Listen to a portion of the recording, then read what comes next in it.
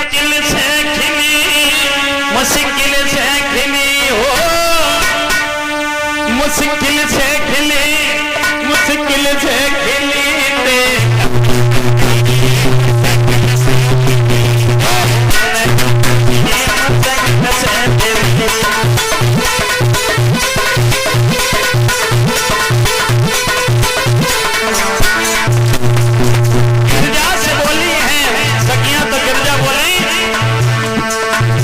धीरे धीरे तारी तो बजा ही ले कर ऐसे बैठ जाती है मैया जैसे आधार कार्ड बनवाए हुए आई हुए हैं। चलिए गोविंद भगवान की मुश्किल से मिली रे, मुश्किल से मिली रे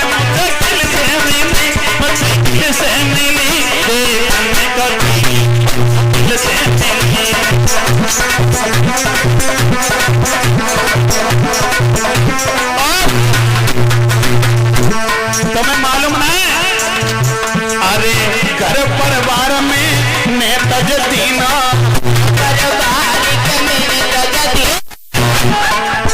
अरे घर परिवार में नेतज दीना,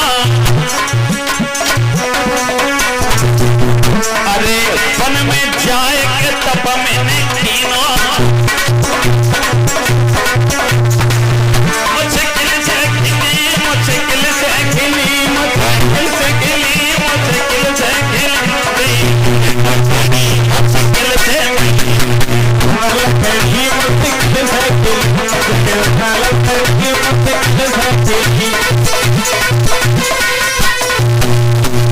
आज एकदम से कहा ठीक है जाओ बहन आओ, जाओ आरती उतारे आओ।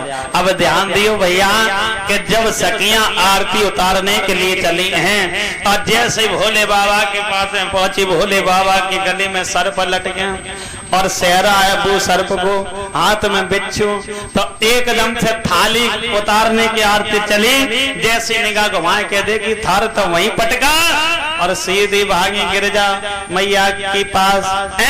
कहा मैना मैया से कहा मैया तुमने कैसे जीजा ढूंढे, कैसे जीजा ढूंढे, मेरी बहना कितनी अच्छी उम्र की है और जीजा इतने बुढ़ापे गए, हमें तो जेल लग रहे हो मैया।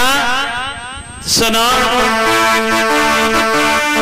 तेरी बिटिया है ना दान मैया पर ना बिल्कुल बूढ़ो,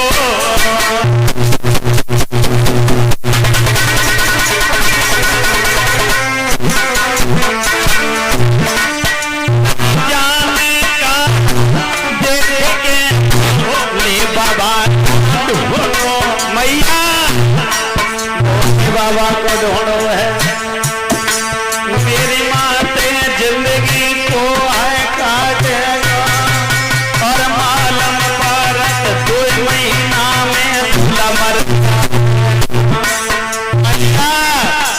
अगर चले गए तो ज्यादा से ज्यादा 2 महीना, फिर बिटिया दुखी बनी रही है, ज्यादा ज्यादा 2 महीना बिटिया दुखी बनी रही है। जाको डगमग डोले फीस डोकरा मर दे,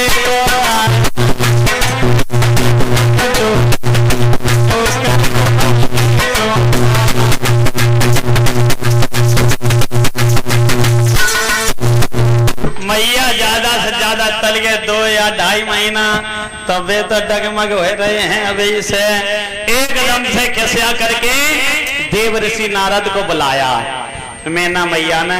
हे देव ऋषि नारद एक बात बताइएगा, मैंने तुम्हारे ऊपर विश्वास किया और मेरी बेटी के लिए कैसा वर चुन करके लाया। कहा मैया क्या बताएं, जैसे हैं तैसे सही है, अब ब्याह कर दो। कई मैं जान पूछ के गिर जाता और कुआं में नाई डुबाऊंगी, मैं जानबूझ करके बेटी को कुएं में नहीं गिराऊंगी।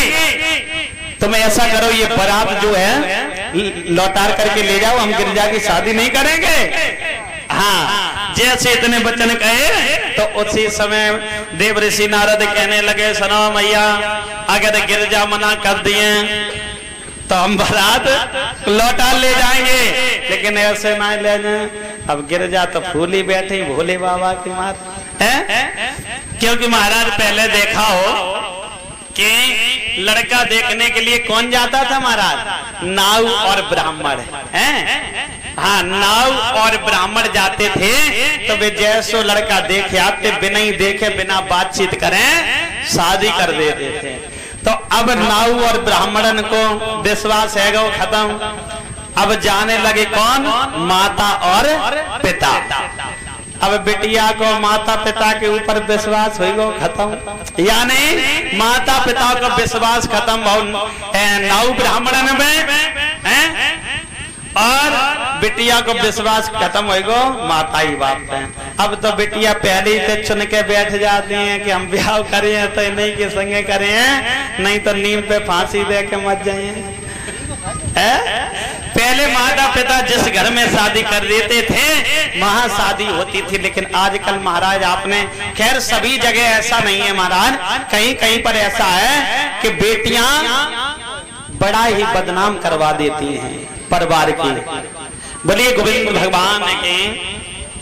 आज भैया उसी समय बताया है कि गिरजा को बुलाया, ए गिरजा बिटिया ऐसो करो कि जे बड़ो बड़ो डोकरा आयो है शादी की मना कर दो। तो गिरजा कर लगी मैया तुम्हें एक बात नहीं मालूम, अगर मना कर दी तो बड़ी बदनामी हो के द्वार से बारात लौट के जा रही, ऐसो करो चुपचाप ब्याह कर दो। अब गिरजा को बहुत समझाया लेकिन गिरजा ना माने। जब ना मानी तो मैना मैया कान लगी, मरो चाहे कुआं में डूबो, हमें क्या करना। कह माता ही बाप जय कह सके तब तुम राजी हो, जान दे रही हो, तो माता ही बाप कहते जाओ कुआं में गिरो जाए, फिर हमसे मत कहना। हाँ, तो आज एकदम से इधर क्या हुआ? कहा ठीक है जाओ तुम्हारी इच्छा है तो तुम शादी कर लो। लेकिन महाराज यहाँ पर हिमांचल महाराज को अपने ऊपर थोड़ा सा गुरूर हो गया, यानी घमंड हो गया कि मैंने भोजन बहुत बनवाया, लेकिन ये छोटे छोटे से शुक्र शनिचर ले आए, छोटे छोटे से बालक, और ये भोजन करेगा कौन है? तो भोले बाबा ने बात को पहचान लिया। भोले बाबा ने कहा ठीक है हिमांचल हम भी देखते हैं। तो शुक्र शनिचर को बुलाया, ऐ शुक्र शनिचर इतने कागज चितारे होते देखो तो मान रखो मुस्के आओ ना जल्दी करो। शुक्र शनिचर डकार कैसी ले रही है, फिर ही नहीं क्यों वे लाइन में आ बैठा। कहीं के ऐसो करो कि हिमांचल महाराज का थोड़ा सा घमंड है। काहे को तो घमंड है थोड़ा सा, तुम रोए लो पंडाल में रोए ले। हाँ कैसे? आज हिमांचल महाराज को घमंड था। भोले बाबा के कहने के अनुसार शुक्र शनिचर रहे मैया सारे पंडाल में लोटे लोटे फिरे, भूखे मारे चिल्लाए, वो लोटे लोटे फिरे। तो एकदम से भोले बाबा के पास हिमांचल महाराज आए, प्रभु भोजन करिएगा। भोले बाबा ने कहा कि हम अभी नहीं करेंगे, बाद में करेंगे, पहले ये दोनों शुक्र शनिचर को कराओ। भैया पहले शुक्र शनिचर को कराओ ताकि बाद भोजन करेंगे। जैसे इतने वचन कहे तो अब जो हिमांचल महाराज आए वे बड़े क्रोध में आए कि देखो जे दोनों को ज्यादा भूख लग रही है, तो दोनों का हाथ पकड़ा खींचते हुए ले गए और जहां पर रसोई घर था महाराज वहीं पर बैठा। अब अपने नौकरों को बुलाया, अरे भैया सरकार ये जो शुक्र शनिचर हैं इन्हें बड़ी भूख लग रही है। अच्छा। तो इन्हें खवाओ। अच्छा। और ना खाए तो मार मार के खवाओ, चिमटा रखो तो दूध आराम से खाए ली। हाँ, तो जब उनको बैठाला गया महाराज रसोई घर के बाहर, तो यानी एक गया अंदर से पत्तल लेकर के आया, पत्तल पर से दोबारा गए तो देखे कि पत्तल ही नहीं है, पत्तल खाए गए। और फिर गए तो डबुआ पर से यानी जल किया और सागर वगैरह वहीं रख गए। पूरी लेबे काजे गए तो देखे कि जल की बाल्टी ना है और ना मन पे गिलास है, बेव खाए गए, हजम कर गए, बाल्टी खाए गए। तो फिर आए पूरी परसने लगे, 2 पस्सी 4 पस्सी 6 पस्सी, अब तो डलिया की डलिया पस्सी, लेकिन कोई पा रही ना। हिमांचल महाराज क्रोध में आकर के दोनों के हाथ को पकड़ा, झटक करके रसोई घर में पैक कर दिया, अंदर बाहर से ताला लगा दिया, खाए लियो। पेट भर लो और उसके बाद में मुझे बता देना, हम खोल देंगे। अब जैसे रसोई घर में बंद किया महाराज, और करने के बाद थोड़ी देर बाद जैसे रसोई घर को खोला तो में ना तो भगवान आ रहा है, ना पूरी रहा है, ना सब्जी रहा है, ना रसगुल्ला रहा है। जो कछु बर्तन वगैरह थे सभी साफ करते खाए गए बर्तन सुद्धा। अब हिमांचल महाराज ने देखा तो वो समझ गए कि ये भोले बाबा का करिश्मा है, ये भोले बाबा का करिश्मा है। तो एकदम से भोले बाबा के पास से पहुंचे, प्रभु हम समझ गए कि आपकी लीला है, इस लीला को समेटिएगा। भोले बाबा ने तुलसी के पत्ता धोए, मैया ध्यान दियो बात का, दो तुलसी के पत्ता दाए, ले जाओ सबको शनिचर को खवाए दियो।